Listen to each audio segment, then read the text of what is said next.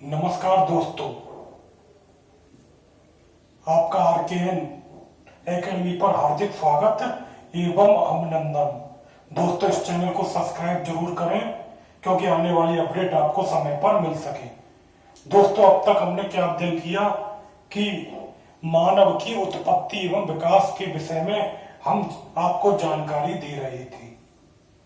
आज हम इसी संदर्भ में भारतीय उपमहाद्वीप में होमोनिड के अवशेष कहां पर पाए गए और भारत में जो मानव का आगमन हुआ वो किस तरह हुआ होगा, उसके बारे में आपको जानकारी देंगे। तो सबसे पहले हम ये जानने की कोशिश करेंगे कि ये होमोनिड है क्या।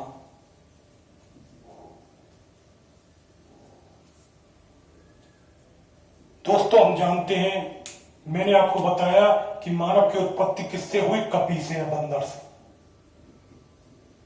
तो कपी से मानव, जो आधुनिक मानव है, उसको बनने में जितने भी चरणों से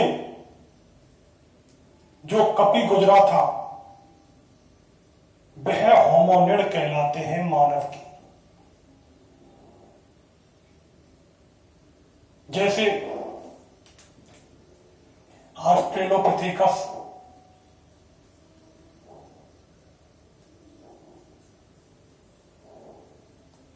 होमो हैबिलस,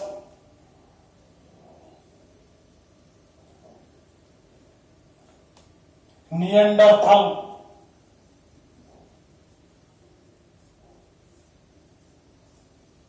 तो कपी की मानव नुमा आकृति होमोनिड कहलाती है। यानी कि जो आधुनिक मानव है उसको बनने में जो प्रजातियां सामने आई वो होमोनिड कहलाती है। तो दोस्तों, हम भारत में, भारतीय उपमहाद्वीप में जंतुओं की हड्डियां काफी मात्रा में मिली। इसके अलावा औजार काफी मात्रा में मिले, लेकिन होमोनिड के अवशेष बहुत कम मात्रा में मिले। तो सर्वप्रथम पाकिस्तान के पंजाब प्रांत, सर्वप्रथम पाकिस्तान के पंजाब प्रांत में पोतवार के पठार से दो मानव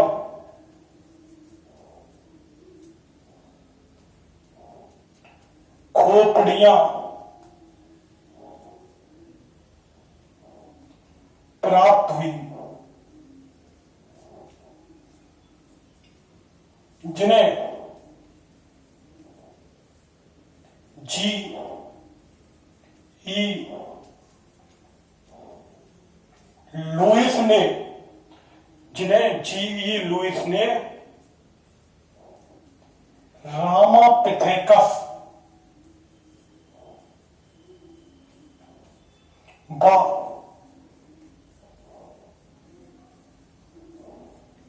सेवेरापिथेकस की संज्ञा दी।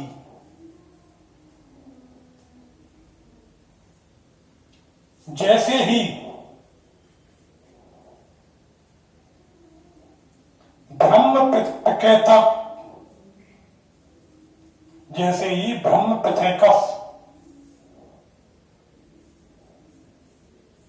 की उत्पत्ति हुई, ब्रह्मपिथेकस की प्राप्ति हुई, उत्पत्ति नहीं प्राप्ति हुई, इन्हें देववानर की संज्ञा दी गई। तो मैं क्या बता रहा था, सर्वप्रथम जो होमोनिड के अवशेष मिले वह पाकिस्तान के पंजाब प्रांत में पोतवार पठार से दो मानव खोपड़ियां प्राप्त हुई, जिन्हें जी.ई. लुईस ने रामापिथेकस द सिवापिथेकस की संज्ञा दी। जैसे ही एक और ब्रह्मपिथेकस की प्राप्ति हुई, इनको सम्मिलित रूप से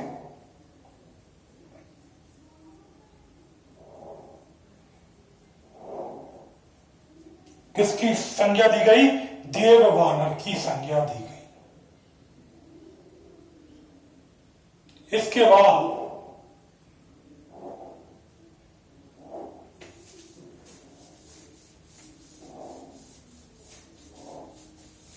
अफगानिस्तान से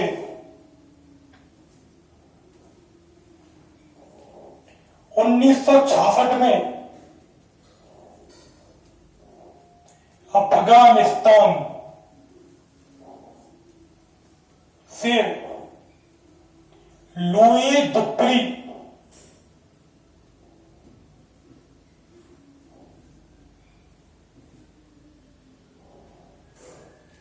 या खुर ये दर्रा या कुर ये दर्रा नामक स्थान से निएंडरथल की प्राप्ति हुई। तो दूसरे हवाले 1966 में अफगानिस्तान से लुई दुर्पी या दर्राए खुरे दर्राए कुर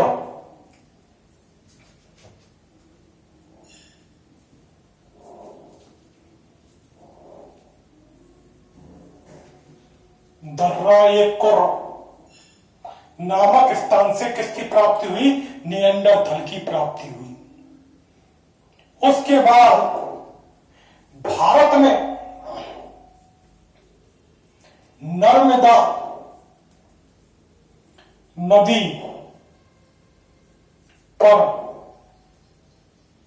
स्थित मध्य प्रदेश में हथनौरा नामक स्थान पर 1982 में अरुण सोनकिया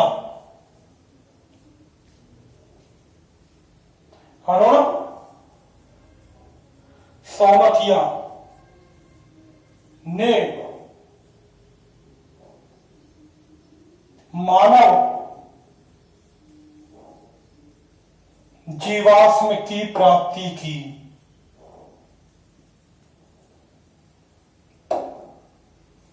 यह वयस्क महिला का जीवाश्म था तथा यह होमो इरेक्टस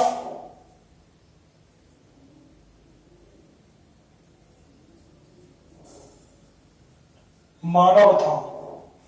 तो भारत में सर्वप्रथम पहली बार जीवाश्म कहां मिले? हथनौरा में। यानी कि अब तक तो भारतीय उपमहाद्वीप में मिले, पाकिस्तान में मिले, अफगानिस्तान में मिले, लेकिन भारत में नर्मदा नदी के तट पर स्थित मध्य प्रदेश में हथनौरा नामक स्थान पर 1982 में अरुण सोनकिया ने मानव जीवाश्म की प्राप्ति की। और यह मानव जीवाश्म किसका था? एक वयस्क महिला का था तथा होमो इरेक्टस की संज्ञा दी। इसे होमो इरेक्टस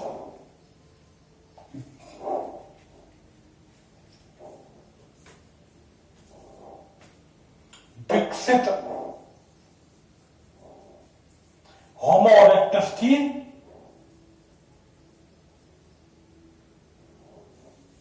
संज्ञा दी। यानी कि यह कौन था? होमो इरेक्टस था। इसे क्या कहा गया? होमो इरेक्टस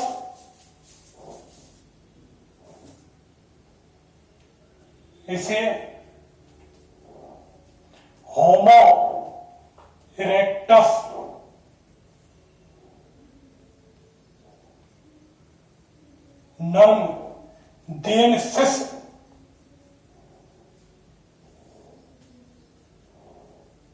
कहा गया। इसे होमो इरेक्टस नर्मदेंसिस कहा गया। यह भारत में खोजा गया प्रथम होमोनिड था, सबसे प्राचीन होमोनिड था। इसके अलावा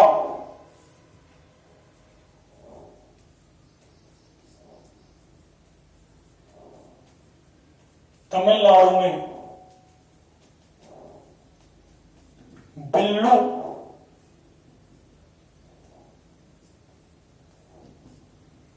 पुरम में एक पी राजेंद्र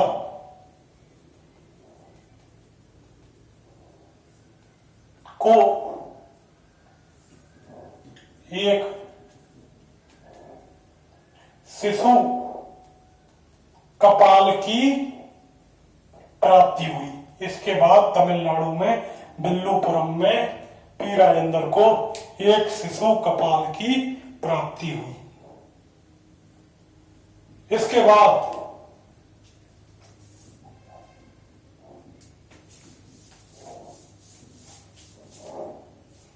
एच.डी. साकलिया को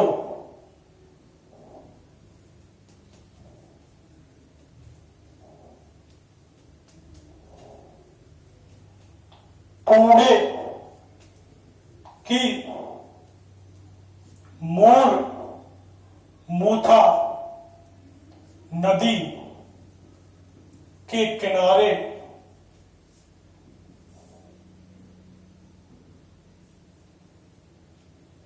नर व मादा होमोसेपियंस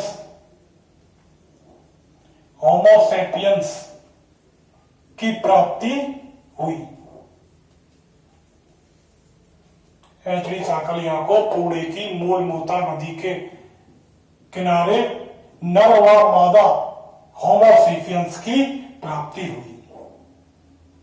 इसके अलावा श्रीलंका में एक हियान की गुफा है, वहां पर 30,000 ईस्वी पूर्व के 30,000 ईस्वी पूर्व के होमोसेपियंस की प्राप्ति हुई, जो सबसे नवीन है। तो एच.डी. साकलिया को कहां पर प्राप्ति हुई? पुणे की मूलमूता नदी किनारे नर व मादा होमोसेपियंस थे, उनकी प्राप्ति हुई। जबकि श्रीलंका में हियान की गुफा है, वह 30,000 ईस्वी पूर्व के होमोसेपियंस की प्राप्ति हुई।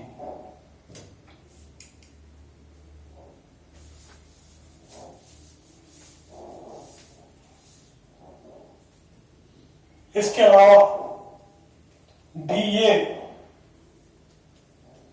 बाणक्कर महोदय को भीमबेटका गुफा से वयस्क होमोसेपियंस की प्राप्ति हुई। तो B.A. बाणकर को भीमबेटका से वयस्क होमोसेपियंस की प्राप्ति हुई। तो दोस्तों, मैंने क्या बताया था कि होमोनिड के अवशेष तो मिले, लेकिन बहुत कम मात्रा में मिले। इसके अलावा महाराष्ट्र में एक बोरी नामक स्थान है,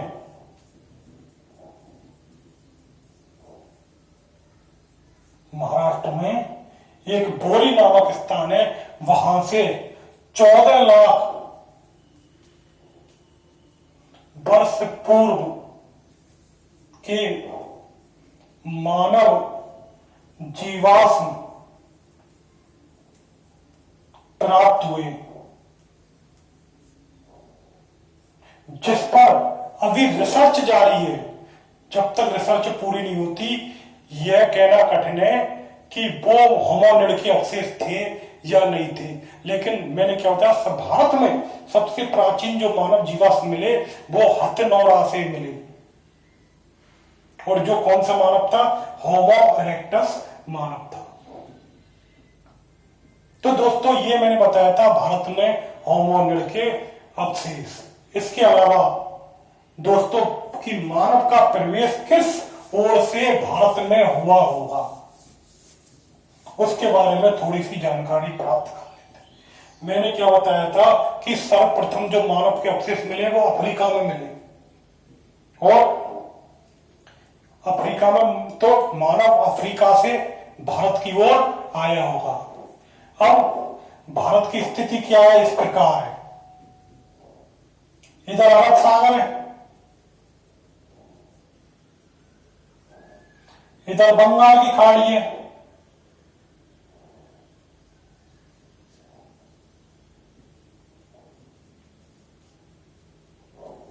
और इधर हिंद महासागर है। तो उस समय वैज्ञानिक युग तो नहीं था कि कोई जहाज हो और इतने लंबे समुद्री मार्ग को एक व्यक्ति पार कर नहीं सकता तैरकर, तो निश्चित है स्थल मार्ग से आया होगा। और स्थल मार्ग, और ये उत्तर में था हिमालय, और हिमालय दोस्तों जब ऊंचाई पर जाते हैं तो ऑक्सीजन की आवश्यकता पड़ती है, तो ऑक्सीजन तो होगी नहीं उस समय कि इसके अलावा, इसलिए वो हिमालय की ओर से भी नहीं आ सकता। तो दोस्तों स्थल मार्ग यानी उत्तर पूर्व से मानव आया होगा। और आदि मानव का जो इतिहासकार जो बताते हैं, आदि मानव का उद्भव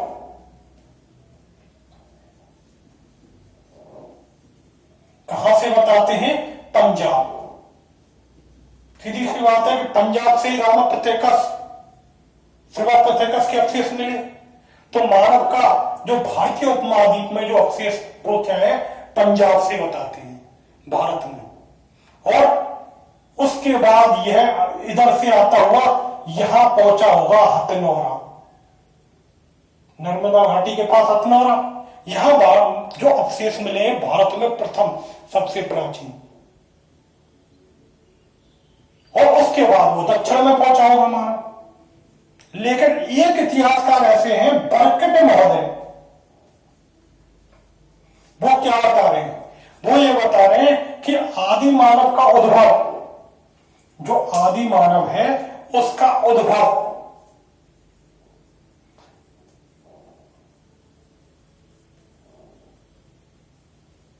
कहां हुआ? दक्षिण में हुआ। यानी कि वह उत्तर से दक्षिण नहीं आया था, बल्कि दक्षिण से उत्तर आया होगा।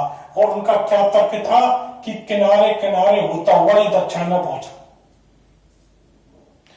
दोस्तों ये असंभव बात है, जब रास्ता साफ है तो स्थल मार्ग साफ है, तो वो किनारे किनारे होता हुआ दक्षिण में क्यों आया था? इसलिए जो बरकट महोदय हैं